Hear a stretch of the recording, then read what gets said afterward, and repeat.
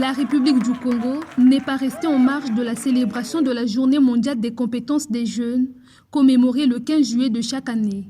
Cette célébration placée sous la houlette du ministère de la Jeunesse a donné lieu à une série d'échanges en panel sur plusieurs thématiques, dont la principale est orientée sur la formation des enseignants formateurs des jeunes pour un avenir transformateur. C'était en présence des responsables des entités d'accompagnement des jeunes, des responsables du système des Nations Unies, des représentants des associations juvéniles et d'autres jeunes évoluant dans divers domaines d'activité. Développer les compétences des jeunes dans différents domaines demeure une préoccupation permanente pour le gouvernement de la République. Car s'il faut garantir aux jeunes un emploi décent, il convient de s'assurer qu'ils soient capables de s'insérer sur le marché du travail et d'être compétitifs.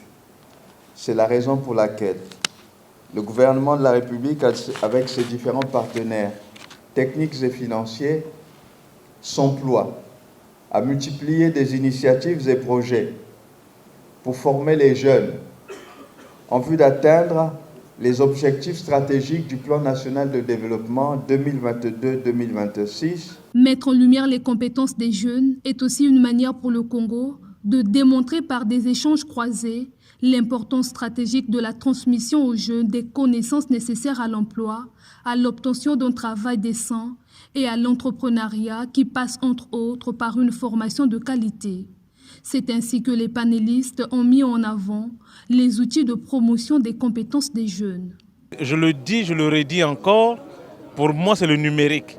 Et donc les outils, ce n'est pas seulement connaître et utiliser Word ou Excel, c'est aller au-delà de cela. Tout se tourne aujourd'hui vers le numérique. Il faut acquérir des compétences sur le numérique. Vous devrez vous former. Parce que lorsqu'on dit formation, chacun de vous a déjà une compétence initiale. Au nombre de ces initiatives et projets, nous pouvons citer le projet d'appui à l'intégration de la jeunesse au développement national qui permettra, dans le cadre du projet Youth Connect Congo, de former d'ici à la fin du mois de juillet 500 jeunes femmes au métier du numérique et 100 jeunes aux méthodes de transformation agroalimentaire.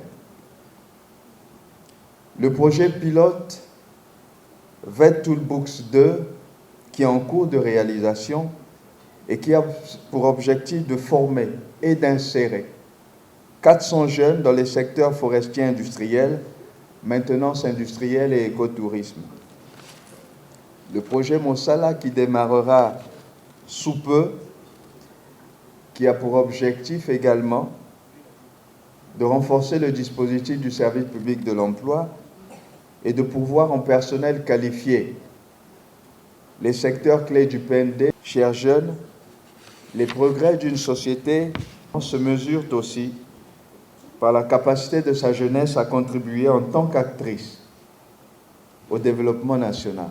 Le défi qu'il faille relever est d'assurer aux jeunes Congolais un environnement propice, susceptible à permettre à ces derniers d'opérer leur transition vers le marché du travail et s'engager activement dans leur communauté. Ces échanges sont d'ailleurs vivement appréciés. Je pense que c'est une journée agréable, surtout pour nous les jeunes, parce qu'on vient ici pour des partages des connaissances. En écoutant les autres, ça peut aussi interpeller, ça peut aussi pousser des jeunes aussi de pouvoir se faire comme les autres. J'ai retenu que nous, en tant que jeunes, être positifs et avoir des idées. Et ne pas seulement s'arrêter à avoir des idées, mais pouvoir s'efforcer à pouvoir entreprendre. L'autre volet important, conciliant célébration et pragmatisme, ce village de compétences qui a permis d'exposer les produits issus du génie créatif congolais. Sur le plan national, cette journée a eu pour thème « Développer les compétences des jeunes pour un avenir transformateur ».